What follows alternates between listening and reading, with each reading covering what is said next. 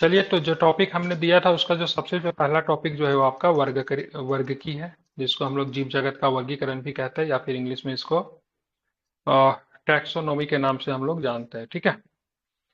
तो सबसे पहले क्या है, जीव विज्ञान की वह शाखा है जिसके अंतर्गत जीव जातियों को उनकी समानताओं एवं असमानताओं के आधार पर छोटे बड़े समूहों में बांटा जाता है। वर्गीकरण विज्ञान या फिर वर्गीकी कहते हैं। ठीक है। ध्यान में रखना है, जीव विज्ञान की वह शाखा जिसके अंतर्गत जीव जातियों को उनकी समानताओं एवं असमानताओं के आधार पर छोटे बड़े समूहों में बांटा जाता है, उसे क्या बोलते हैं? वर्गीकरण विज्ञान या फिर वर्गीकी कहते हैं। ठीक है। अब आते हैं कैरोलस लिनियस। ठीक है। कैरोलस लिनियस जो था जीव जीव जातियों के नामकरण हेतु, ठीक है, द्विपद नामकरण की एक पद्धति अपनाई थी। ठीक है। इसीलिए लिनियस को आधुनिक वर्गीकरण का क्या बोलते हैं? पिता भी कहते हैं। ठीक है। क्या बोलते हैं इनको? Father of the modern taxonomy.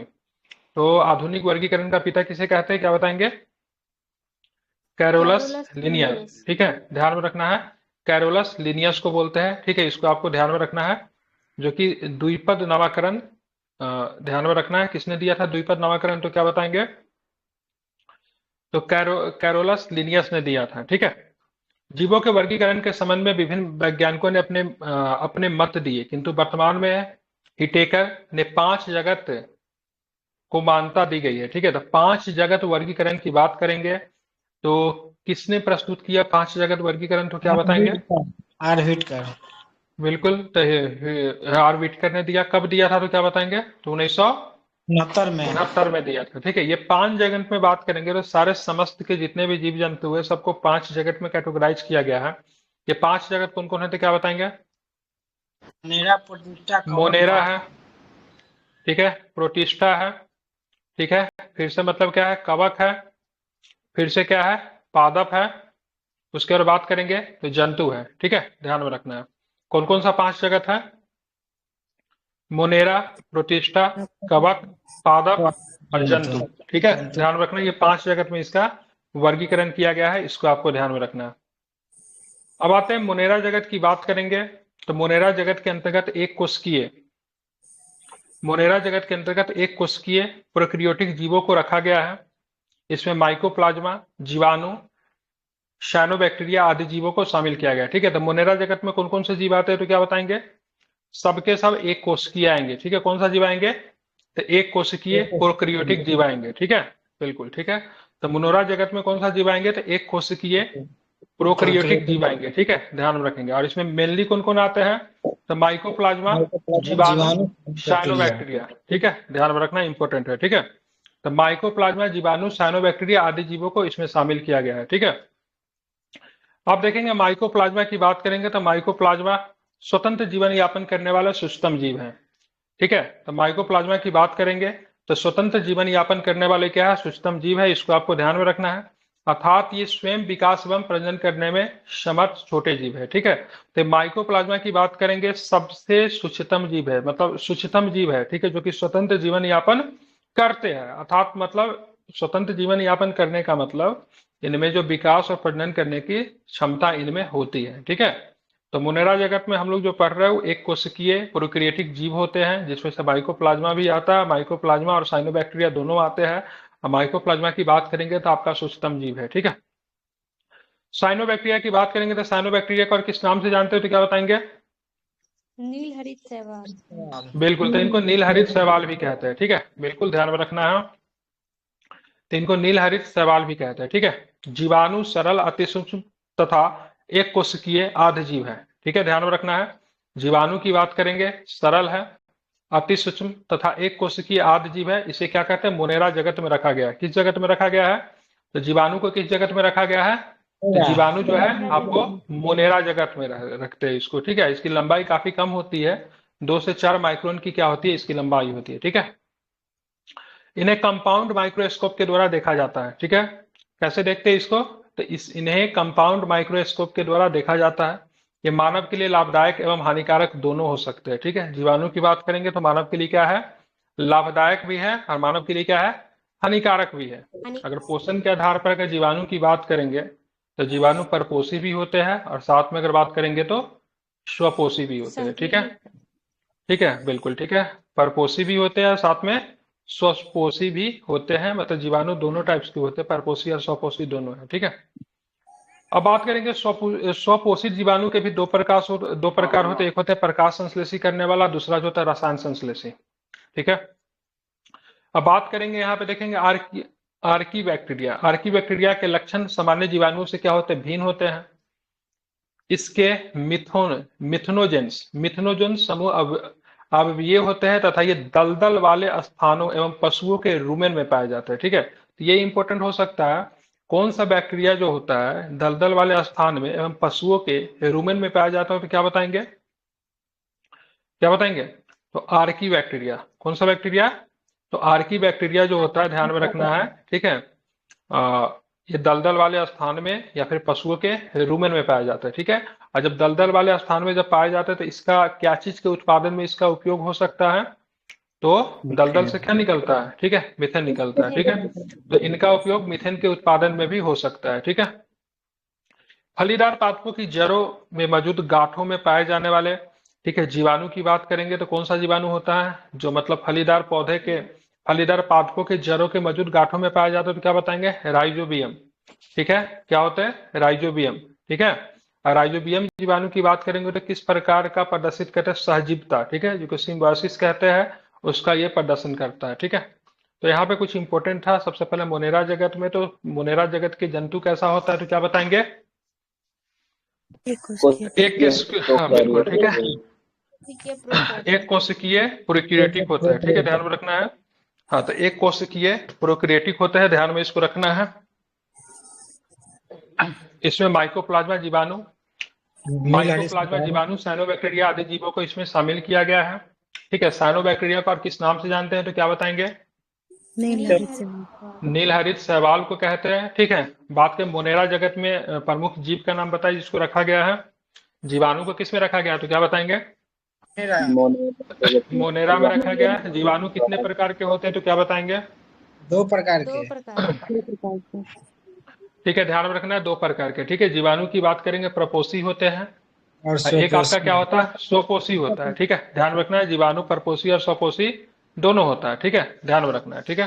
स्वपोषी जीवाणु दो प्रकार के होते हैं, एक होते हैं प्रकाश संश्लेषी और दूसरा जो होता है क्या होता है, रसायन संश्लेषी, ठीक है। आर्की बैक्टीरिया की बात करेंगे तो आर्की बैक्टीरिया के लक्षण क्या होता है, सामान्य जीवाणु से क्या होता है, भिन्न होता है।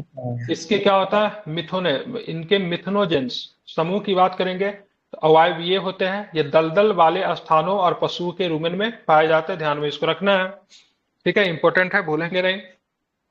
राइजोबियम की बात करेंगे तो इसमें क्या चीज प्रदर्शित करते हैं, क्या चीज का प्रदर्शित करते हैं राइजोबियम, तो क्या बताएंगे, सहजीवता का प्रदर्शित करते हैं, ठीक है, हाँ, सिम्बायोसिस होता है। अब आते हैं प्रोटिस्टा जगत में आते हैं। तो प्रोटिस्टा जगत के अंतर्गत एक कोशिकीय यूकेरियोटिक जीवों को रखा गया है। इसमें अधिकांश क्या आते हैं, शैवाल, शैवाल तथा संघ प्रोटोजोआ के जीव शामिल होते हैं, ठीक है। सवाल की बात करेंगे तो सवाल पर्णहरिमुक्त जो क्लोरोफिलियस होते हैं, संवहन उत्तक रहित भी होते हैं, थैलोफाइट्स भी होते हैं, और पर्णहरिमय युक्त भी होता है, ठीक है, जिसमें क्लोरोफिल होता है, ठीक है। इसमें वास्तविक जड़ तथा तना पत्तियों का अभाव होता है। इसमें वास्तविक जड़ तना तथा पत्तियों का क्या होता है, अभाव होता है। ये प्रकाश संश्लेषण की क्रिया द्वारा भोजन का निर्माण करते हैं। शैवाल किस प्रकार से भोजन का निर्माण करते हैं, तो फोटोसिंथेसिस की प्रोसेस होती है, जिसमें फोटोसिंथेसिस की प्रोसेस होती है उसको क्या बोलेंगे, उन्हें क्या बोलेंगे, तो उनको स्वपोषी बोलेंगे। क्या बोलेंगे, उनके स्वपोषी बोलेंगे। ये अधिकांशतः जलीय होते हैं। क्या होता है, ये अधिकांशतः जलीय होते हैं। शैवालों में उपस्थित वर्णक के आधार पर इन्हें तीन प्रमुख वर्गों में विभाजित किया जाता है, ठीक है। शैवाल में उपस्थित वर्णक के आधार पे, ठीक है, इनको तीन प्रमुख भागों में क्या करते हैं, इनको विभाजित करते हैं, ठीक है। एक होता है क्लोरोफाइसी होता है, क्या होता है, क्लोरोफाइसी होता है, ठीक है, ध्यान में रखना है, ठीक है। दूसरा की बात करेंगे रोडोफाइसी होता है, क्या होता है, रोडोफाइसी होता है। और तीसरा की बात करेंगे तो फियोफाइसी होता है, ठीक है, क्या होता है, हाँ बिल्कुल, ठीक है, फियोफाइसी होता है, ठीक है। तो ध्यान में ये शैवाल के 3 टाइप्स होते हैं, क्लोरोफाइसी, रोडोफाइसी, एक होता है फियोफाइसी, ठीक है। क्लोरोफाइसी की बात करेंगे तो ये सारे जो नाम जो है वर्णक की वजह से, कलर की वजह से है, तो इसको कौन सा क्लोरोफाइसी को कौन सा शैवाल कहेंगे, हरा ठीक है, तो ध्यान में रखना है हरा शैवाल। ठीक है, उसके बाद बात करेंगे रोडोफाइसी को कौन सा शैवाल कहेंगे, तो क्या बताएंगे? लाल लाल शैवाल। ठीक है, ध्यान होगा। फियोफाइसी को कौन सा शैवाल बोलेंगे, तो क्या बताएंगे? पूरा सवाल शैवाल भूरा शैवाल। ठीक है, उल्लेखनीय है कि शैवालों के अध्ययन को क्या बोलते हैं, तो क्या बताएंगे? साइकोलॉजी फाइकोलॉजी कहते हैं। ठीक है, ध्यातव्य है कि कुछ शैवालों को पादप जगत के अंतर्गत भी शामिल किया गया है। तो जनरली शैवाल की बात करेंगे तो जीव ही होता है, लेकिन कुछ शैवाल को मतलब फंगिस जिसको कहते हैं, इसको क्या बोलते हैं, सॉरी, शैवाल को किसमें जगत, हाँ बिल्कुल, हाँ, पादप जगत के अंतर्गत भी शामिल इसको किया गया है। ठीक है, अब आता है फंगी, जिसको हम लोग बोलते हैं कवक। क्या होता है? कवक होते हैं। ये स्वपोषी नहीं होते शैवाल की तरह, ये कैसे होते हैं? तो ये परपोषी होते हैं। कैसे होते हैं ये? बिल्कुल ठीक है, तो ध्यान में रखना है, ये परपोषी होते हैं। कवक पर्णहरिम, कवक पर्णहरिम रहित, संवहन उत्तक रहित थैलोफाइट्स है। ये परपोषी होते हैं। ठीक है, इनकी कोशिका भित्ति काइटिन की बनी होती है। ठीक है, तो ध्यान रखिए, कवक की कोशिका भित्ति किसकी बनी होती है? तो बिल्कुल काइटिन की बनी होती है। बिल्कुल ध्यान में रखना, इंपॉर्टेंट है। और कवक के अध्ययन को क्या बोलते हैं, तो क्या बताएंगे? साइकोलॉजी माइकोलॉजी कहते हैं। ठीक है, ध्यान में रखना है। ठीक है, तो कवक के अध्ययन को क्या बोलते हैं? माइकोलॉजी कहते हैं। ठीक है, बिल्कुल। अब बात करेंगे, इसमें खमीर है और साथ में कुकरमुत्ता, जिसको हम लोग क्या बोले, मशरूम भी बोलते हैं, एक प्रकार का कवक है। ठीक है, तो खमीर की बात करेंगे या फिर मशरूम की बात करेंगे, दोनों क्या है? कवक है। ठीक है, बात करेंगे खमीर एस्कोमाइस, एस्कोमाइसिटीज कुल का है। ठीक है, खमीर किस कुल का है? तो एस्कोमाइसिटीज कुल का है। ठीक है, तो खमीर की बात करेंगे तो किस कुल का है? तो एस्कोमाइसिटीज कुल का है। जबकि मशरूम किस कुल का है, तो क्या बताएंगे? बिल्कुल, तो बेसिडियोमाइसिटीज कुल का है। तो दोनों ध्यान में रखना, ये दोनों का कुल अलग अलग है। ठीक है, खमीर की बात करेंगे तो एस्कोमाइसिटीज कुल का है, और मशरूम की बात करेंगे तो बेसिडियोमाइसिटीज कुल का है। ठीक है, उसके बाद करेंगे आगे कवक मूल। कवक मूल कवकों का उच्चतर पादपों की जड़ों के मध्य सहजीवी साहचर्य प्रदर्शित करते हैं। ठीक है, ध्यान में इसको रखना है। लाइकेन मिश्रित जीव है जो कवक तथा शैवाल के साहचर्य से बने होते हैं। ठीक है, लाइकेन की बात करेंगे तो किसके बीच का है, तो क्या बताएंगे? कवक एवं शैवाल के साहचर्य से बने होते हैं। ठीक है, ध्यान में रखना है। ठीक है, तो लाइकेन मिश्रित जीव है जो कवक एवं शैवाल के साहचर्य से बने होते हैं, इसको आपको ध्यान में रखना है, इंपॉर्टेंट है। अब आते हैं पादप जगत। ठीक है, अभी तो हम लोग जीव जगत में, जंतु जगत में देख रहे थे, अब हम तक पादप जगत। ठीक है, तो पादप जगत तो ध्यान में रखना है, ये बहुकोशिकीय होते हैं। कैसे होते हैं ये? तो बहुकोशिकीय होते हैं, प्रकाश संश्लेषी होता है, साथ में उत्पादक एवं स्वपोषी जीवों को शामिल किया जाता है। तो पादप जगत में जीवों को, कैसे जीवों को शामिल करते हैं? बहुकोशिकीय, प्रकाश संश्लेषी, उत्पादक एवं स्वपोषी जीवों को शामिल किया जाता है। ठीक है, उत्पादक जो भी होगा, प्रोड्यूसर जो भी होगा, कौन सा होगा? स्वपोषी ही होते हैं। ठीक है, जो कि अपना भोजन स्वयं बनाते हैं। उत्पादक स्वपोषी होते हैं और अपना भोजन क्या करते हैं? स्वयं बनाते हैं। जस्ट एग्जाम्पल की बात करेंगे, हरा पौधा। हरा पौधा प्रकाश संश्लेषण के कारण भोजन का निर्माण करते हैं, इसलिए इनको क्या बोलते हैं? इन्हें उत्पादक बोलते हैं। ठीक है, उसके बाद घटपर्णी, या फिर जिसको हम लोग नेफेथिन्स बोलते हैं। ठीक है, तो घटपर्णी, जिसको नेम्फेथिन्स का पौधा प्रकाश संश्लेषण की क्रिया द्वारा अपना भोजन बनाने में सक्षम होता है, फिर भी ये कीटभक्षी होते हैं। ठीक है, ये तो प्रकाश संश्लेषण की क्रिया के द्वारा भोजन तो बनाते हैं, लेकिन साथ में कीटभक्षी भी होते हैं। क्यों होते हैं? क्योंकि इनमें नाइट्रोजन की कमी आ जाती है, इसलिए क्या करते हैं? कीट को क्या करते हैं? पकड़ते हैं। ठीक है, ये कीटभक्षी पौधे होते हैं जो प्राय ऐसी मृदा में उगते हैं जहां नाइट्रोजन की क्या होती है? कमी होती है, और नाइट्रोजन की कमी को पूरा करने के लिए कीटों का अपना आहार बनाते हैं। लेकिन ध्यान में रखिएगा, घटपर्णी और फिर नेफेथिन्स की बात करेंगे तो दोनों का दोनों कैसा होता है, तो क्या बताएंगे? तो दोनों का दोनों, सॉरी, दोनों तो एक ही नाम है ना। घटपर्णी हिंदी में बोलते हैं, नेफेथिन्स की बात करेंगे अंग्रेजी में बोलते हैं। ये प्रकाश संश्लेषी होते हैं, लेकिन फिर भी क्या करते हैं? कीड़ों का संवहन करते हैं। रीजन क्या है? नाइट्रोजन की पूर्ति करने के लिए प्रश्न पूछा हुआ है। अब आते हैं कंज्यूमर की बात करें, जिसको उपभोक्ता बोलते हैं। ठीक है, अर्थात दूसरे जीवों से अपना भोजन, भोज्य पदार्थ ग्रहण करते हैं। ठीक है, तीन भक्षी या फिर शाकाहारी जंतु होते हैं, ध्यान में रखना है। ठीक है, उपभोक्ता की बात करेंगे तो उपभोक्ता की बात करेंगे परोपजीवी होते हैं, अर्थात दूसरे जीवों से अपना भोजन पदार्थ ग्रहण करते हैं। तीन भक्षी या फिर शाकाहारी जंतु होते हैं, ध्यान में रखना है। प्राथमिक उपभोक्ता होते हैं। प्राथमिक उपभोक्ता को भोज्य पदार्थ के रूप में ग्रहण करने वाले जंतु गौण उपभोक्ता कहलाते हैं। ठीक है, तो ध्यान में रखना इंपॉर्टेंट है। यहाँ पे गौण उपभोक्ता सेकेंडरी कंज्यूमर आपसे पूछा जाएगा। तो जैसे मान लीजिए उपभोक्ता की बात करेंगे तो परोपजीवी होते हैं, अर्थात दूसरे जीवों से अपना भोजन ग्रहण करते हैं। और तीन भक्षी या फिर शाकाहारी जंतु प्राथमिक उपभोक्ता होते हैं। ठीक है, तो प्राथमिक उपभोक्ता किसको बोलेंगे? Primary consumer. खरगोश, गाय, बिल्कुल ठीक है, तो ध्यान में रखना इसमें कौन मेनली आएगा, तो इसमें मेनली जो आएगा कौन घास आएगा? खाता है, जो ठीक घास है, खाता बिल्कुल ठीक है, बिल्कुल जो घास खाता है सो।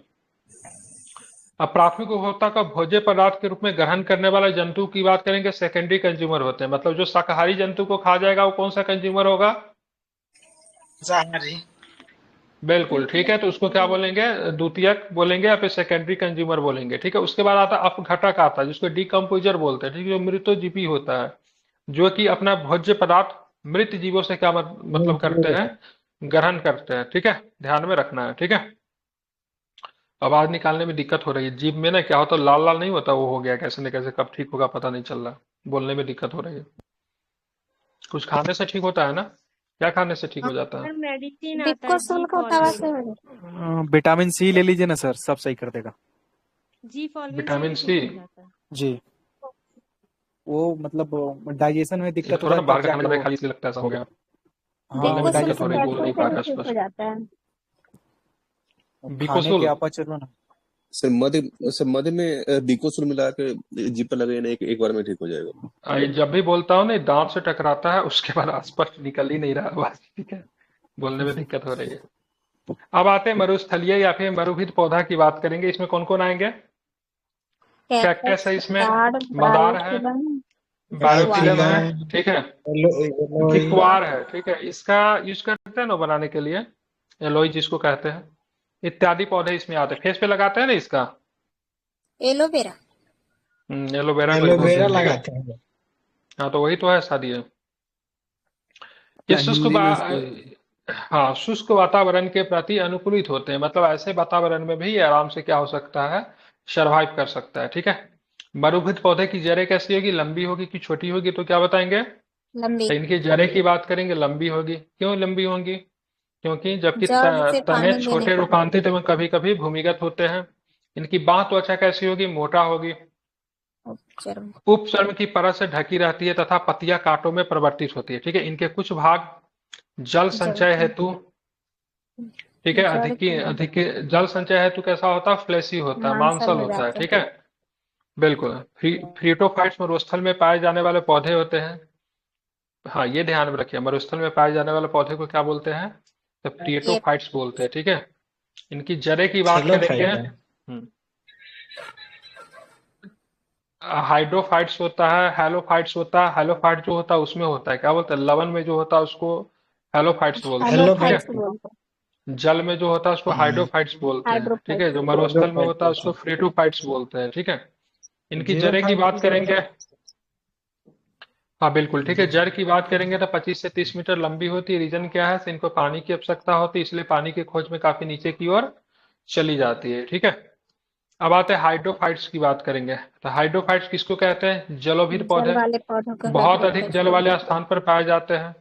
ठीक है, इनमें बड़े बड़े अंतराकोशीय स्थान होते हैं जो वायु से भर जाते हैं तथा पौधे के तैरने में क्या होते हैं, सहायक होते हैं। ठीक है, ध्यान रखने, तो जल वाले पौधे को हाइड्रोफाइट्स कहते हैं। अब आते हैं लवण मृदोभिद, जिसको बोलते हैं हैलोफाइट्स। उन पौधे के कहते हैं जो लवण युक्त जल में उत्पन्न होते हैं। ठीक है, अधिपादप वे पौधे होते हैं जो दूसरे जीवित पौधे पर यांत्रिक अवलंब के लिए लगे रहते हैं, न कि पोषण हेतु। उदाहरण आर्किड इत्यादि। ठीक है, जीवन चक्र की दृष्टि से पौधे का सबसे महत्वपूर्ण भाग क्या होता है, तो क्या बताएंगे? ठीक है, पुष्प। पुष्प होता है। ठीक है, बिल्कुल, जीवन चक्र की दृष्टि से पौधे का सबसे महत्वपूर्ण भाग जो होता है पुष्प होता है। ये पौधे के प्रजनन में सहायक होता है। ठीक है, ध्यान में रखना। हाँ, तो जीवन चक्र की दृष्टि से पौधे का सबसे महत्वपूर्ण भाग पुष्प होता है। ये पौधे के प्रजनन में क्या होता है, सहायक होता है। ठीक है, अदरक की बात करेंगे तो प्रखंड का, आलू का बात करेंगे तो स्तंभकंद, लहसुन सलकंद, और सूरन या फिर जिमीकंद की बात करेंगे घंडकंड का उदाहरण है। ठीक है, ध्यान में रखें। जिमीकंद समझते हैं ना, गाँव देहात में अलुआ के नाम से इसको जानते हैं, जी जी। तो उसको क्या बोलते हैं, घंडकंड। तो ये पूछता है अदरक किसका एग्जाम्पल है, तो क्या बताएंगे? प्रकंद का प्रकंद का एग्जाम्पल है, ठीक है। आलू किसका एग्जाम्पल है तो क्या बताएंगे? स्तंभ आलू कंद स्तंभ कंड का, ठीक है। लहसुन किसका एग्जाम्पल है तो क्या बताएंगे? सलकंद। बिल्कुल, शलकंड का एग्जाम्पल जो है लहसुन है, ठीक है। और सूरन की बात करेंगे या फिर जिमीकंड की बात करेंगे, वो किसका एग्जाम्पल है तो क्या बताएंगे? बिल्कुल, घंटकंड का उदाहरण है, ठीक है। अब बात करेंगे शकरकंद। शकरकंद की बात करेंगे तो किस कुल का पौधा है तो क्या बताएंगे? कौन बोल बुलेसी कौन बोल बिल्कुल, बुलेसी। कौन बॉल बुलेसी कुल का पौधा है, ध्यान में रखिएगा, ठीक है। तो शकरकंद की बात करेंगे तो कौन बॉल बुलेसी कुल का पौधा। शकरकंद क्या होता है? शकरकंद होता क्या है शकरकंद? ये स्वीट आलू पोटैटो की होता है। तरह रहता है। ये तो मूली जैसा रहता है सर। उसको स्वीट पोटैटो बोलते हैं सर। उसको मतलब पानी में यदि पका के खाते हैं चाहे आग में, सर अच्छा लगता है। मैं तो ये हलवा देखा किसको होता बोलते है। हैं? जिमीकंद को सर हलवा इसी को बोलते हैं बोलते कि हैं इसको सर, बोलते हैं? शकरकंद शकरकंद ओल को बोलते हैं। बोलते हैं सर। शकरकंद को हलवा। ठीक है, तो ठीक ठीक ठीक ठीक है, मुझे लगा जिमीकंद जिमीकंद बोल। को बोलते हैं। ओल होता है, अच्छा अच्छा। अरे हलवा को ओल समझ के मत खा लेना, ये बहुत डेंजरस होता है ये, ठीक है। पूरा मुंह जो है ना वो हो जाएगा, ठीक है। कब कब आने लगेगा। कब सर कब आने नींबू लगेगा, मिला के ठीक है। खाने से नहीं होता है। हाँ ठीक है, पका के नींबू डाल के खा सकते हैं, कच्चा थोड़ी ना खा सकते हैं। जी। तो इस शकरकंद की बात करेंगे तो किस कुल का पौधा है? कौन बोल कौन? बुलेसी बिल्कुल, कौन बल्बुलेसी कुल का पौधा है, ठीक है। इसका खाने योग्य जो भाग जो होता है, शकरकंद का जड़ खाने योग्य भाग क्या होता है? जड़ ठीक है, तो रूपांतरित जड़ जो होता है, ठीक है।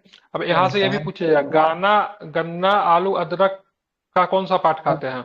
चने का। तना तना, बिल्कुल खाना ठीक है। अर्थात इसका संग्रह अंग कौन सा होता है तो क्या बताएंगे? तना तना तना। जो होता है इसका संग्रह अंग होता है, ठीक है। सलजम, गाजर एवं शकरकंद जड़ों के रूपांतरण के आधार इनका संग्रह अंग कौन होता है? जड़ जड़ होता है, ठीक है। तो सलजम, गाजर एवं शकरकंद जड़ों के रूपांतरण है, अर्थात इसका संग्रह अंग कौन होता है तो क्या बताएंगे? जड़ जड़। जड़ होता है, ठीक है, ध्यान में रखना है, ठीक है।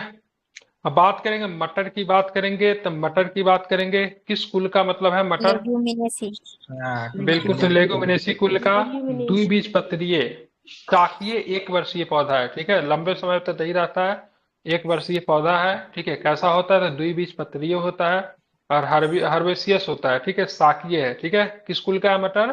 तो लेगुमिनेस कुल का है, ठीक है। और जितना इसको ध्यान में दलहनी रखना है, है सर। सब इसी में आएगा, ठीक है। उसके बाद कहीं इसको सहारे की आवश्यकता होती है, तो सहारे के लिए इसमें क्या होता है?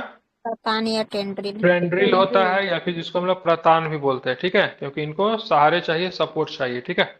अब बताए गन्ना की बात करेंगे तो गन्ना किस कुल के अंतर्गत आता है? ग्रेमिनी या ग्रेमिनी या पोएसी पोएसी। ग्रेमिनी या फिर पोएसी कुल के अंतर्गत आता है, जिसका तना काटकर आमतौर पर इसको कायिक प्रबंधन के लिए प्रयुक्त किया जाता है, ठीक है। तो इसको उगाने के लिए कौन से कटिंग का स्टीम कटिंग करते हैं और कायिक कैसे इसका प्रवर्धन प्रयोग करते हैं? तो कायिक प्रबंधन के लिए, कायिक ठीक है। प्रवर्धन इसका तना ठोस एवं संधिबद्ध होता है, ठीक है। जो संधिबद्ध जो होता है, ज्वाइंट जो होता है, उसको क्या बोलते हैं? नोट्स। पड़ या नोट्स। नोट्स नोट्स तथा इंटर नोट्स इसमें पाए जाते हैं, नोट्स भी होते हैं और इसमें इंटर नोट्स भी पाए जाते हैं। जगह जगह पे क्या होता है? ज्वाइंट होता है, ठीक है। अब आते हैं लौंग, जिसको हम लोग बोलते हैं क्लोव, ठीक है।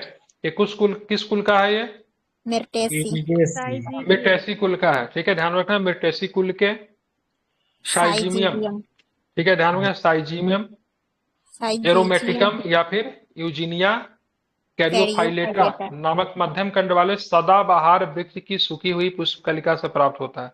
ध्यान में रखिएगा, लौंग की बात करेंगे किस फॉरेस्ट में मिलेगा? तो मुख्यतः सदाबहार, ठीक है। और लौंग जो है सो आपका क्या है? तो एक पुष्पकलिका है जो कि सूखा हुआ होता है, ठीक है। इसका उपयोग की बात करेंगे तो भोज पदार्थों तथा दंत शूल निवारक इत्यादि में किया जाता है, ठीक है। भोज पदार्थों में भी होता है और साथ में इसका बात करेंगे किसमें यूज होता है? तो दंत शूल में, ठीक है, मतलब किसे दांतों के दर्द वगैरह में इसका उपयोग होता है, ठीक है। और इसका जन्म स्थान कहाँ पे माना गया है तो क्या बताएंगे? Indonesia Indonesia. इंडोनेशिया में, ठीक है। तथा इसका उपयोग समस्त विश्व में होता है, ठीक है। ये भी आपको ध्यान में रखना चाहिए, ठीक है। केसर एक मसाला है जिसे ध्यान में रखेंगे इरिडेसी कुल के, ठीक है, क्रोकस सेटाइवस नामक पौधे के पुष्प की वर्तिका तथा वर्तिक्राग से प्राप्त होता है, ठीक है। तो केसर की बात करें किस कुल का है? इरिडेसी कुल बिल्कुल, एडेसी कुल के क्रोकस सेटाइवस नामक पौधे के पुष्प की, ठीक है, तो इसका पौधा का नाम क्या है? क्रोकस क्रोकस सेटाइवस सेटाइवस, ठीक है। कहाँ से प्राप्त होता है ये? वर्तिका या वर्तिका वर्तिका तथा वर्तिकांग देखो, से। वर्तिका तथा वर्तिकाग्र से, ठीक है, ध्यान रखा। इसका उपयोग किस लिए करते हैं? तो इसका उपयोग औषधि के तौर पे, भोज्य पदार्थ को स्वादिष्ट और सुनहला बनाने के लिए किया जाता है, ठीक है। अब यहाँ पे ये प्रश्न काफी इंपॉर्टेंट, केसर में कौन सा रसायन पाया जाता है? ऐसे प्रश्न बीपीएससी को पूछता है, ठीक है। सैफरनाल तो एवं सैफरानाल, पिक्रोक्रोसीन। क्रोसीन। बिल्कुल ठीक है। तो सैफरानाल एवं पिक्रोकोसीन नामक रसायन पाया जाता है, ध्यान में रखना इंपॉर्टेंट है, ठीक है। तो केसर में सैफरानाल, इसीलिए इसको सैफरॉन भी इसका कलर कैसा होता है? सैफरॉन होता है ना। तो सैफरानाल एवं पिक्रोक्रोसीन पाया जाता है, ठीक है। भिंडी के पौधे का वनस्पतिक नाम की बात करेंगे, क्या है? तो क्या बताएंगे? एबेल मोस्कस, एबेल मोस्कस एस्क्यूलेंटस है, ठीक है, ध्यान में रखना है, ठीक है। बिल्कुल, तो ध्यान में रखेंगे, इसका नाम है एबेल मोस्कस एस्क्यूलेंटस है, ठीक है। इसका फल कैप्सूल प्रकार का होता है, इसका संपूर्ण भाग क्या होता है? खाया जाता है, ठीक है, ध्यान में रखना है।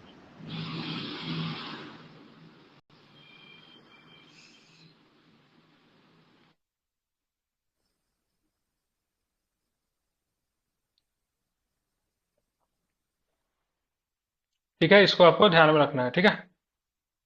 एक मिनट।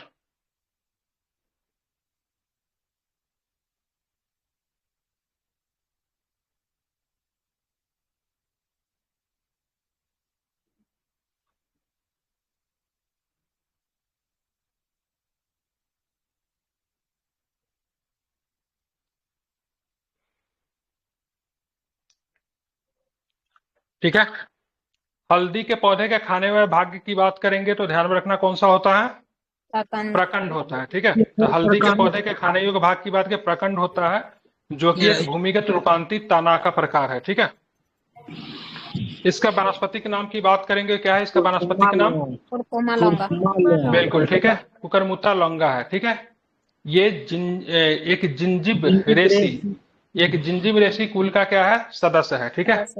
इसका उपयोग औषधि, मसाले तथा रंग कारक इत्यादि के रूप में होता है, इसको आपको ध्यान में रखना है, ठीक है। अब आते हैं सहतूत। सहतूत अनानास तथा कटहल का फल की बात करेंगे, सिरोसिस कहलाता है, ठीक है, बिल्कुल ठीक है। काजू एवं सिंघाड़ा का फल की बात करेंगे तो क्या कहलाता है? नट कहलाता है, ठीक है। सिंघाड़ा का बीज की बात करेंगे तो क्या होता है? बीज। एक मिनट। बीज हम लोग खाते हैं। सिंघाड़ा का बीज, जबकि लीची का मासल बिचोल खाया जाता है। हाँ ठीक है, तो ध्यान में इसको रखना इंपॉर्टेंट है। तो यहाँ पे सहतूत अनानास तथा कटहल का फल की बात करेंगे तो सिरोसिस कहलाता है, ध्यान में रखना है। काजू एवं सिंघाड़ा का फल की बात करेंगे तो क्या कहलाता है? नट कहलाता है, ठीक है। सिंघाड़ा का बीज जबकि लीची का मांसल, ठीक है, ध्यान रखना। सिंघाड़ा का बीज जबकि लीची का मांसल बीजलोच खाया जाता है, ठीक है, ध्यान रखना, बीजलोच खाया जाता है, ठीक है। सेब एवं नाशपाती का फल की बात करेंगे तो सेब एवं नाशपाती का फल का क्या खाते हो तो क्या बताएंगे? पोम खाते हैं। ये छोटे छोटे प्रश्न आते हैं, ठीक है। जबकि खीरा, खरबूजा एवं लौकी का बीज की बात करेंगे तो क्या खाते हैं? पीपो, ठीक है, ध्यान में रखना, ठीक है, पीपो कहलाता है, ठीक है, ध्यान में रखना। सहतूत अनानास तथा कटहल का बीज की बात करेंगे, सिरोसिस, ठीक है। काजू एवं सिंघाड़ा का फल क्या कहलाता है? नट कहलाता है।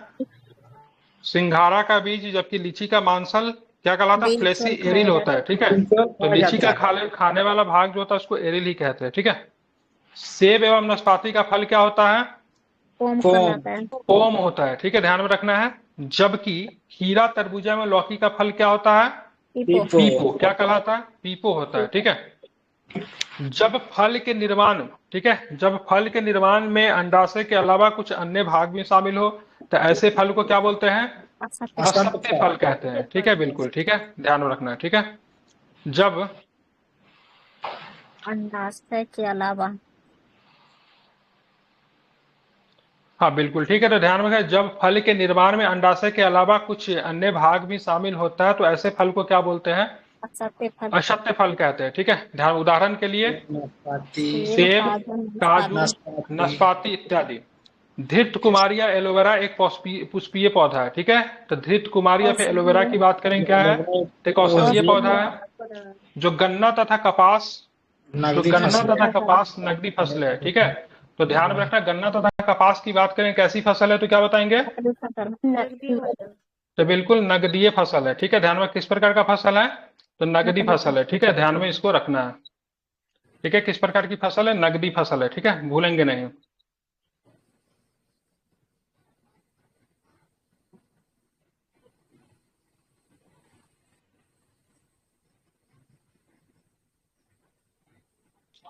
ठीक है, गन्ना तक का कपास नगदी फसल है। महुआ किस प्रकार का फसल है तो क्या बताएंगे, उष्णकटिबंधीय उष्णकटिबंधीय वृक्ष है जो भारत के मैदानी क्षेत्रों में पाया जाता है। इसके फल से तेल तथा इसके फूल से क्या बनाई जाती है, शराब बनाई जाती है। ठीक है, ध्यान में रखना है। ठीक है, पुनैन की बात करेंगे तो मलेरिया के उपचार के लिए एक प्रमुख औषधि है जिसे सिनकोना नामक आवृत्तिबीजी पौधे की छाल से प्राप्त किया जाता है। ठीक है, ध्यान में रखना है। ठीक है, तो कुनैन की बात करेंगे, मलेरिया के उपचार के लिए एक प्रमुख औषधि है जिसे सिनकोना नामक आवृत्तिबीजी पौधे की छाल से क्या होता है, प्राप्त किया जाता है। ठीक है, मलेरिया निदान हेतु कौन से नामक औषधीय बीज का प्रयोग करते हैं तो क्या बताएंगे, बिल्कुल आर्थीथर। ठीक है, तो मलेरिया के निदान हेतु आर्थीथर नामक एक औषधीय बीजीय पादप से तैयार की जाती है। मतलब मलेरिया के निदान हेतु आर्थीथर नामक औषधीय बीजीय पादप से तैयार की जाती है। ठीक है, एट्रेविन,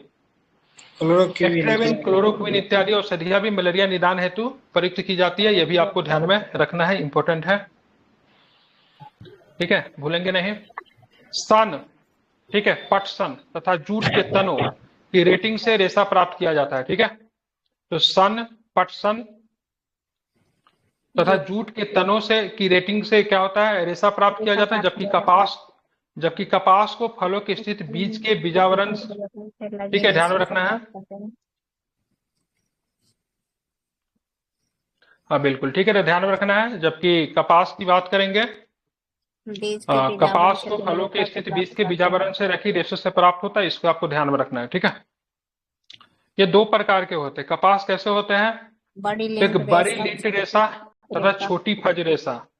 ठीक है, ध्यान में रखना है। ठीक है, लिंट रेशे की बात करेंगे व्यापारिक तौर पे अधिक महत्वपूर्ण होते हैं। कपास का प्रमुख रासायनिक घटक की बात करेंगे तो क्या होता है, सेलुलोज होता है। ठीक है, जिसकी मात्रा 91 से 94% तक क्या होती है बिल्कुल। ठीक है, तो कितने प्रकार के होते हैं तो क्या बताएंगे, दो प्रकार के। ठीक है, क्या होता है, बड़ी लिंट रेशा तथा छोटी फज रेशा। ठीक है, अगर बात करेंगे इनमें से लिंट रेशे की बात करेंगे तो व्यापारिक तौर पे अत्यधिक महत्वपूर्ण होते हैं। कपास का प्रमुख घटक की बात करेंगे सेलुलोज होता है। ठीक है, और सेलुलोज जो होता है मुख्यतः किससे बना होता है, कार्बन, हाइड्रोजन, ये प्रोटीन का बना होता है। ठीक है, ध्यान रखना है। ठीक है, कितने प्रोटीन का बना होता है, इसमें सेलुलोज की बात करेंगे परसेंटेज कितनी होती है, 91 से 94% तक इसकी होती है। इसमें जल लगभग 6 से 8% तक सूक्ष्म मात्रा में बासा, प्रोटीन, प्रोटोप्लाज्मा, खनिज, लवण आदि पाया जाता है। ठीक है, सेलुलोज किसका होता है, प्रोटीन का होता है कि कार्बोहाइड्रेट का बना होता है,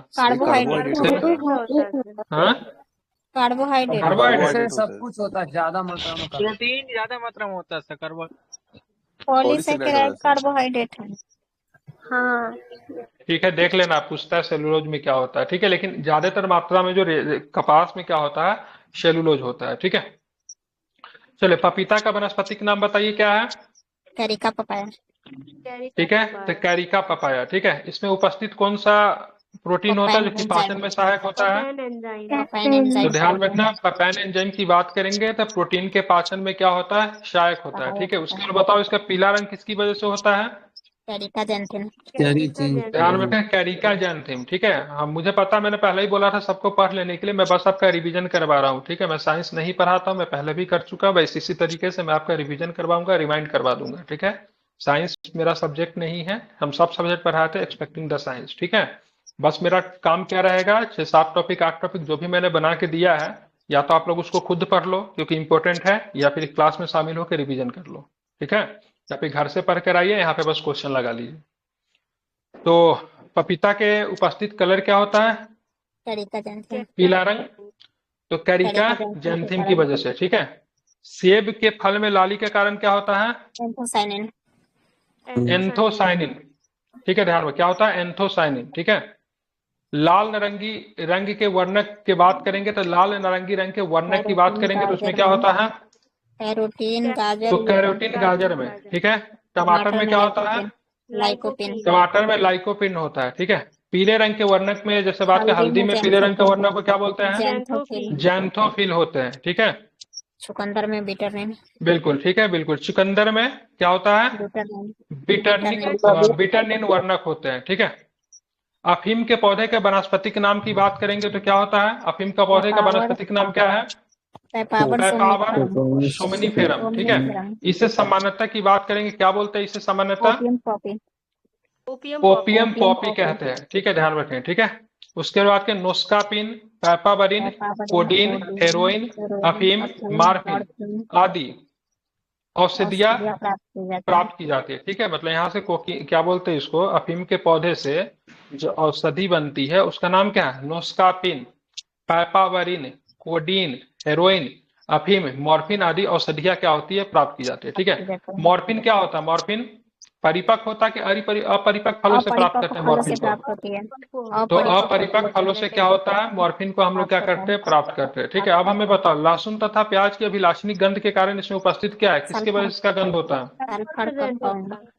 तो बिल्कुल सल्फर यौगिक, ठीक है। प्याज के छिलके उतारने पर आंसू आने का कारण क्या है? प्याज से निष्कासित कौन सा अम्ल है? तो सल्फेनिक अम्ल है, ठीक है।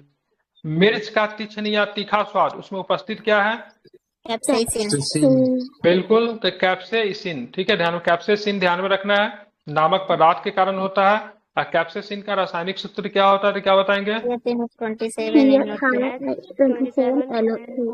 C18H27NO3, ठीक है। वनस्पति विज्ञान में किसी परहोर को कलिया क्या बोलते हैं? तो कलिका कहते हैं, ठीक है। तो वनस्पति विज्ञान में प्ररोह को कली बोलते हैं या फिर कलिका बोलते हैं। कहाँ पे पाया जाता है? तो किसी पत्ते के कक्ष पर या तने के अंतिम छोर पर क्या होता है? उत्पन्न होता है, ठीक है। ध्यान में रखना है। अब आते हैं आगे के भी टॉपिक को जरा हम लोग देखते हैं, ठीक है। तो अभी हम लोग हैं कॉर्क, ठीक है। कॉर्क ओक नामक वृक्ष की छाल से प्राप्त किया जा रहा है, ठीक है। तो कॉर्क कहाँ से प्राप्त करते हैं? तो ओक नामक वृक्ष की क्या करते हैं? छाल से प्राप्त करते हैं। इसका वनस्पतिक नाम क्या है तो क्या बताएंगे? बिल्कुल, तो क्वेकर सुअर, ठीक है। ध्यान रखना है, क्वेकर सुअर की बात करें, इसका वनस्पतिक नाम है। इस पौधे का उत्पत्ति की बात करेंगे कि क्षेत्र से हुआ तो क्या बताएंगे?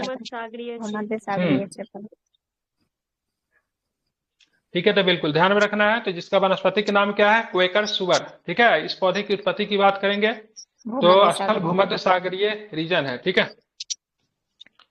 जंतु जगत, ठीक है। ध्यान में रखना है, जंतु जगत, ठीक है।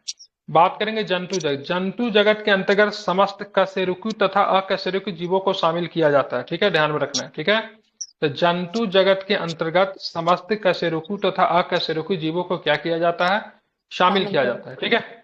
जीव वैज्ञानिकों के अनुसार जीव जगत में सबसे अधिक संख्या किसका है तो क्या बताएंगे? कीटों का है, ठीक है। ध्यान रखिए, कीट आर्थ्रोपोडा संघ के अंतर्गत आते हैं, ठीक है। किस संघ के अंतर्गत आते हैं? कीट। तो कीट जो है सबको आर्थ्रोपोडा संघ के अंतर्गत आते हैं। इन कुल जाति की बात करेंगे तो कुल ज्ञात जाति की बात करेंगे तो इनकी संख्या कितनी है? तो 15 लाख से अधिक है, बिल्कुल, ठीक है। तो 15 लाख से अधिक में से सर्वाधिक जाति की बात करें कीटों की है, ठीक है। जंतु के 15 लाख से अधिक संख्या है, उसमें से 10 लाख से अधिक की बात की कीटों की है। पादप जातियों की संख्या मात्र 4 लाख है, ठीक है। ध्यान रखना है। तो कुल ज्ञात जातियों में से 15 लाख से अधिक जाति है, जिसमें से 10 लाख से अधिक कीट है और 4 लाख मात्र आपको क्या मिलेगा? तो पादप मिलेगा। प्राय सभी एक कोशिकीय जीवों में अलैंगिक विधि के द्वारा क्या होता है? जनन होता है, ठीक है। ध्यान में रखना है, ठीक है। अमीबा एक कोशिकीय प्रोटोजोआ जंतु है जो कि प्राय विखंडन के द्वारा जनन करते हैं, ठीक है। तो अमीबा एक कोशिकीय प्रोटोजोआ जंतु है जो कि मतलब क्या होता है? विखंडन के द्वारा क्या होता है? हाँ, बिल्कुल जनन करते हैं, ठीक है। अब यहाँ पे कुछ टॉपिक दिया हो, इसको जरा हम लोग देख लेते हैं। तो सबसे पहले कवक की बात करेंगे तो किस श्रेणी में रखेंगे कवक को, यूकेरियोटिक या फिर प्रोकैरियोटिक में, यूकेरियोटिक ठीक है।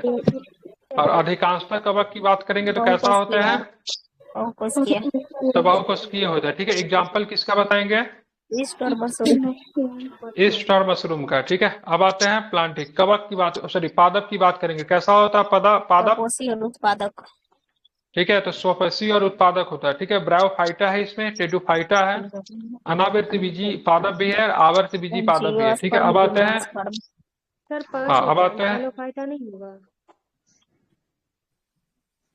सर इसमें एक थैलोफाइटा भी होगा। हाँ वो भी है, थैलोफाइटा भी होता है, ठीक है। अब आते हैं जंतु की बात करेंगे, जंतु की बात करें सभी उपभोक्ता जीव है।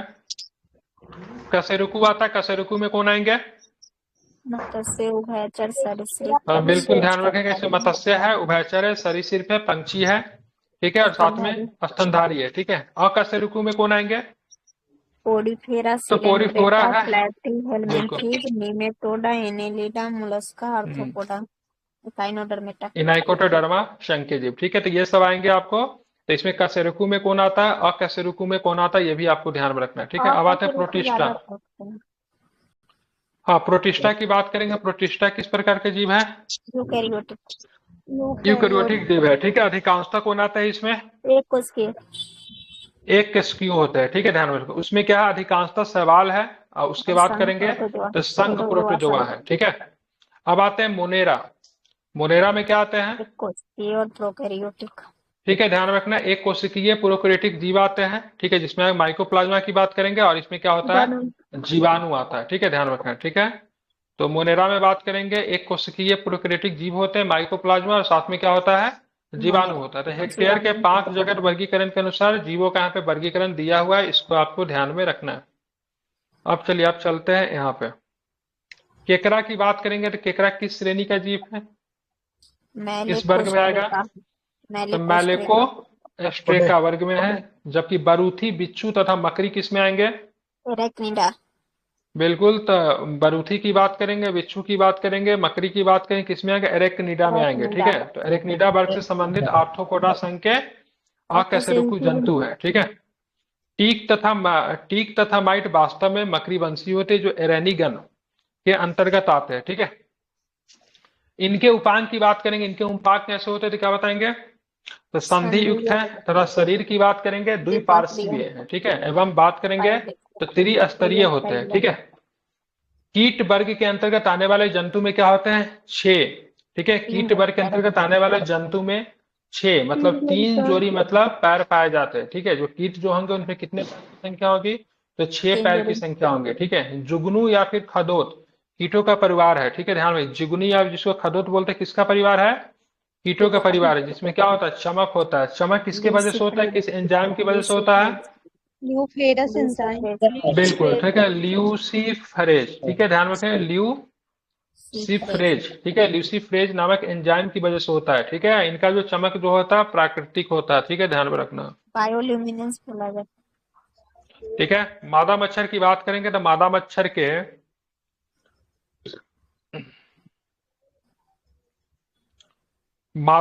मुख्य उपांग की बात करेंगे, पक्षियों एवं स्तनियों की त्वचा में चुभकर रक्त चूसने के लिए ध्यान रखें उपयोजित होते हैं, ठीक है, ध्यान रखना। जबकि नर मच्छर के मुख्य उपांग फल फूलों को रस चूसने के लिए कीटों में ट्रैकी द्वारा श्वसन हेतु वाहक तंत्र तथा उत्सर्जन की बात करेंगे, हाँ ठीक है, सॉरी, वातक तंत्र की बात ट्रैकिंग सिस्टम जो होता है मैलपीघी नलिकाओं के द्वारा होता है। ये बहुत इंपॉर्टेंट है, ठीक है। कीट जो होता है वो मतलब श्वसन किसके माध्यम से करता है, वातक तंत्र ट्रैकी द्वारा, क्या होता है, ट्रैकी के द्वारा, ठीक है। कीटों में ट्रैकी के द्वारा श्वसन हेतु वातक तंत्र है, और उत्सर्जन के लिए क्या है कीटों में, मैलपीघी नलिका, ठीक है। तो मैलपीघी नलिका हो, ठीक है। तो ट्रैकिया के द्वारा क्या होता है, उनमें ट्रैकी के द्वारा श्वसन होता है, ठीक है। अब बात करेंगे तो उत्सर्जन की बात करेंगे तो किसके द्वारा होता है, तो मैलपीघी नलिकाओं के द्वारा होता है, ठीक है, ध्यान में रखना। अब आते हैं रेशम के कीट से रेशम की प्राप्ति होती है। रेशम का कीट किस पत्ते पे पाया जाता है, क्या बताएंगे, शहतूत के पत्तों पे पनपता है, ठीक है, ध्यान में रखना, ठीक है। लाख की बात करेंगे, ठीक है, जिसको लाह बोलते हैं, ठीक है। तो किस कीट के द्वारा प्राप्त होता है लाह, तो क्या बताएंगे, कैरिया लैका। बिल्कुल, तो कैरिया लैक्का, ठीक है, कैरिया लक्का एवं लैसिफर लैक्का, ठीक है, ध्यान रखना, ठीक है। तो कैरिया लैक्का भी लैसिफर लक्का नामक कीट के द्वारा क्या होता है, प्राप्त होता है, ठीक है।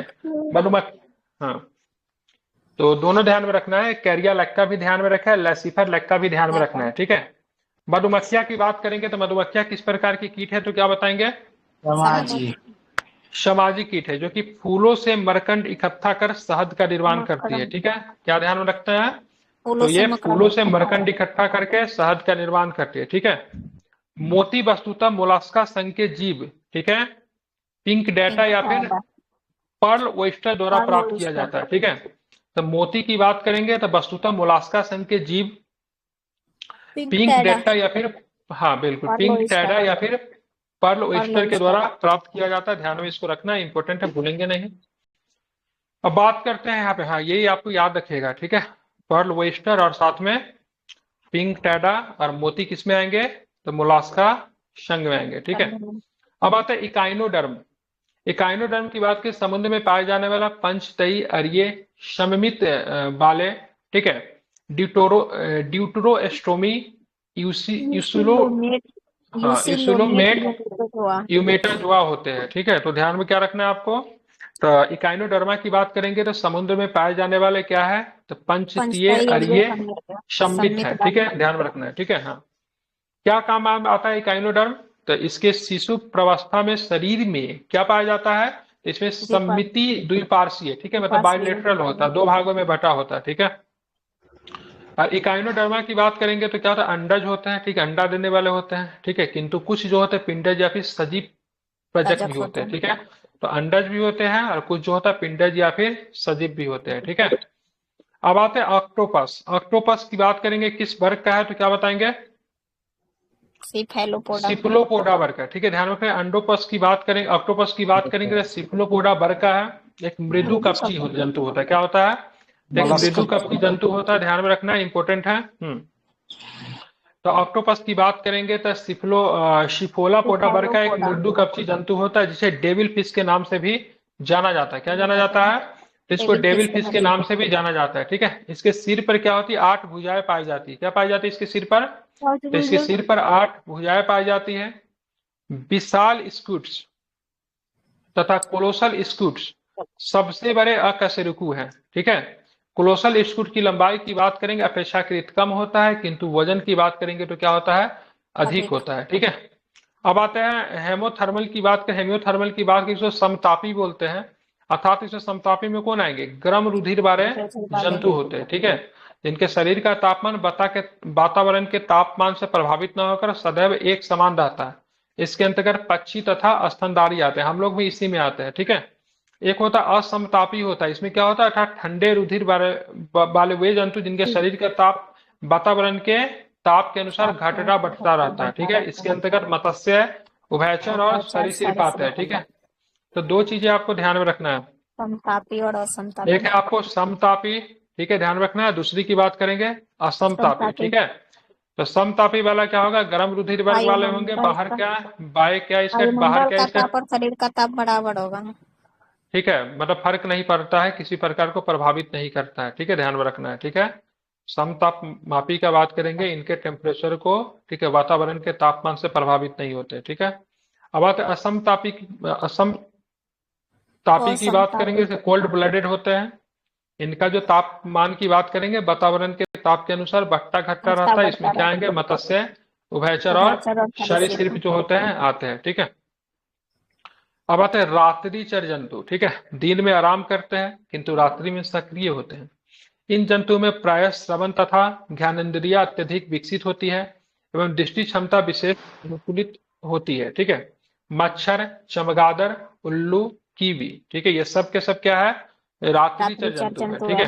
कुछ जंतुओं के नाम मछलियों के नाम से मिलते जुलते हैं, परंतु वास्तविक मछलियां नहीं होती। जैसे जेलीफिश मछली नहीं है, क्या है जेलीफिश, निडेरिया है, ठीक है। सितारा फिश, जिसको स्टार फिश बोलते हैं, स्टार फिश क्या है,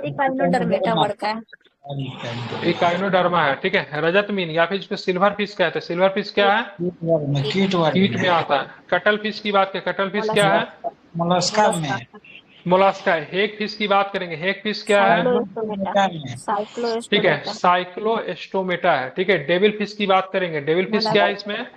मोलस्का मोलास्का है। क्रे फिश की बात करेंगे, क्रे फिश क्या है इसमें? आर्थ्रोपोडा आर्थ्रोपोडा है। ठीक है, ध्यान रखें। कुछ वास्तविक मछलियां है, फ्लाइंग फिश, कैट फिश, ठीक है, pipefish, paddlefish, goldfish, globefish, catfish. ठीक है, ध्यान में रखना है। ठीक है, तो यहाँ पे ध्यान में रखना, कुछ वास्तविक मछलियां है, flying fish, catfish, pipefish, paddlefish, goldfish, globefish, catfish. ठीक है, ध्यान में इसको रखना है। ठीक है, इंपॉर्टेंट है। डॉग फिश की बात करेंगे तो डॉग फिश को क्या बोला जाता है? एस्कोलियोडॉन, जो कि एक उपास्थि मीन है। ठीक है, ध्यान रखना है। ठीक है, तो डॉग फिश जो है आपका मछली में आते हैं। ठीक है, समुद्री घोड़ा या फिर अश्वमीन, समुद्री घोड़ा को क्या बोलते हैं? हिपोकैम्पस कहते हैं। ठीक है, ध्यान रखना, ये भी एक प्रकार का मछली है। ठीक है, जो कि एक वास्तविक अस्थिल मीन है। ठीक है, बोनी फिश है। ठीक है, तो डॉग फिश की बात करेंगे और क्या बोलते हैं? कहते हैं। ठीक है, समुद्री घोड़ा। ठीक है, ध्यान में रखना है, जिसको हम लोग हिपोकैम्पस कहते हैं। दोनों क्या है? मछलियां है। अब आते हैं मछलियां। ठीक है, मछलियां की बात करेंगे। मत्स्य में शोषण करने के लिए गलफरे पाए जाते हैं। क्या पाए जाते हैं इसमें? तो इसमें गलफरे पाए जाते हैं, जो पूर्णतः जल में घुली ऑक्सीजन को ही ग्रहण करने के लिए अनुकूलित होती है। ठीक है, सर्दियों के मौसम में झीलों तथा नदियों की केवल ऊपरी सतह ही जमती है, जबकि नीचे की परत या जल अपने तरल रूप में ही विद्यमान होती है। इसीलिए मछलियां तथा अन्य जलीय जीव जमी हुई झीलों एवं नदियों में भी जीवित रह सकते हैं। ठीक है, अब आते एम्फीबिया। एम्फीबिया की बात करेंगे, अर्थात उभयचर वर्ग के अंतर्गत ऐसे जंतु आते हैं जिनका शरीर जलीय तथा स्थलीय दोनों प्रकार के जीवन के लिए उपयोजित होते हैं। ठीक है, अब बात करेंगे सरीसृप, जिसको हम लोग क्या बोलते हैं? तो इसको रेप्टिला बोलते हैं। ठीक है, तो रेप्टिला वर्ग के अंतर्गत कछुआ, मगरमच्छ, सर्प इत्यादि जंतु को शामिल किया जाता है। ठीक है, अधिकांश सर्प विषहीन होते हैं, जबकि कुछ प्रजाति की वर्ग करैत, कोबरा, वाइपर आदि क्या होते हैं? विषैले होते हैं। ठीक है, विषैले सर्पों में ऊपरी जबरी में, ठीक है, मैक्सिलिल हड्डियों के 1 से 3 जोड़ी, प्राय एक जोड़ी बड़े एवं पीछे की ओर मुड़े बिंसदत होते हैं। ठीक है, पॉइजन फैंक्स होते हैं, जो कि किससे मतलब जुड़े होते हैं? तो तालु से मुख ग्रासन गुहिका से क्या होता है? उभरे होते हैं। ठीक है, बात करेंगे यह मैक्सिलरी दंत ऊपरी जबड़े में स्थित 20 ग्रंथियों से क्या होते हैं? संबद्ध होते हैं। ठीक है, 20 ग्रंथियां कशेरुकी प्राणियों की लार ग्रंथियों की क्या होती है? संभाग होती है। ठीक है, चमगादड़ की बात करें, आकाश में उड़ता है, रात्रिचर है, लेकिन क्या होता है? ये स्तनधारी प्राणी है। स्तनधारी है, इसीलिए चमगादड़ जो होता है आपका पक्षी वर्ग में नहीं आता है। ठीक है, अब आते हैं कंगारू चूहा की बात करेंगे, तो बिना पानी पिए सबसे लंबी अवधि तक जीवित रह सकता है। ठीक है, उसमें यह अनुकूलता उसके उत्सर्जन तंत्र की विशेष संरचना एवं कार्य प्रणाली के कारण होता है। ठीक है, अब आते ब्लू व्हेल की बात करेंगे, तो पृथ्वी पर पाया जाने वाला सबसे बड़ा स्तनपायी जलीय जीव है। इसकी लंबाई लगभग कितनी मीटर? 33 मीटर, तथा वजन की बात करें 180 मीट्रिक टन से भी अधिक होता है। ठीक है, ध्यान में रखना है। स्पर्म वेल की बात करेंगे तो विशालतम दांत वाली मांसाहारी वेल है। इसकी लंबाई अनुमानतः की बात करें 50 से 55 फीट होता है। फिर वजन की बात करेंगे तो कितना होता है? तो 35 से 45 टन तक इसका वजन होता है। अब आते समुद्री शेर, जिसको सी लायन बोलते हैं, या फिर सील, फोका, वारलस, ठीक है, वालरस या फिर डॉल्फिन, ये भी क्या है? सबके सब स्तनधारी है। तो समुद्री शेर, शेर की बात करेंगे सील, सील से प्रश्न पूछा जाता है। फोका की बात करेंगे, वालरस की बात करेंगे, डॉल्फिन की बात करेंगे, सबके सब क्या है? स्तनधारी है, जिनमें डॉल्फिन में सिटेसिया गण, जबकि अन्य तीनों में कार्निवोरा गण के अंतर्गत आते हैं। डॉल्फिन अत्यंत ही बुद्धिमान जंतु है। गंगा नदी में पाए जाने डॉल्फिन को राष्ट्रीय जलीय जीव भी घोषित किया गया। ठीक है, समुद्री गाय की बात करेंगे, सी काऊ, ये क्या है? एक विशाल शाकाहारी जलीय स्तनधारी जीव है। ध्यान रखिएगा, स्तनधारी है और साथ में शाकाहारी भी है। ठीक है, भूलेंगे नहीं। एक डीना या फिर प्लेटिपस की बात करें, एकमात्र अंडे देने वाले स्तनपायी जीव है। ठीक है, तो अंडे देने वाला स्तनपायी जीव का नाम क्या है? एक डीना है, या फिर बात करेंगे प्लेटिपस है। ठीक है, नील गाय भारत में पाई जाने वाली विशालतम मृग प्रजाति है। ठीक है, तो नील गाय की बात करें, किसकी प्रजाति? तो मृग की प्रजाति है, ध्यान में रखना है। कपी की बात करेंगे, ठीक है, तो मानव जगत में होमिनियो इडिया महापरिवार की सदस्य जातियों को कहा जाता है। इसकी दो मुख्य शाखाएं, एक है हीन कपी, ये छोटे आकार के कपी होते हैं, जैसे गिवन, ठीक है। उसके बाद बात करेंगे महाकपि की बात करेंगे। तो महाकपि की बात करेंगे तो क्या होता है, ये बड़े आकार के मानवनुमा कपि होते हैं, जैसे चिंपैंजी, गोरिल्ला, ओरंग उटान तथा मनुष्य। लंगूर कपि वर्ग में नहीं है बल्कि बानर वर्ग में शामिल होता है। तो लंगूर की बात करेंगे तो कपि वर्ग में नहीं आता बल्कि किस वर्ग में आता है, बानर वर्ग में होता है। ठीक है। वर्तमान मानव बुद्धि में सर्वोच्च जंतु है। इसमें चिंतन, जानने की इच्छा प्रकट करना, तर्क संगत तथा अक्षरबद्ध वाणी और भौतिक मुद्राओं द्वारा भावनाओं की अभिव्यक्ति इत्यादि की क्षमताएं होती है। इसके कपाल गुहा का आयतन की बात करेंगे, ठीक है, खोपड़ी जिसको बोलते हैं 1350 से 1500 क्यूबिक सेंटीमीटर होता है। ये भी आपको ध्यान में रखना चाहिए। ठीक है।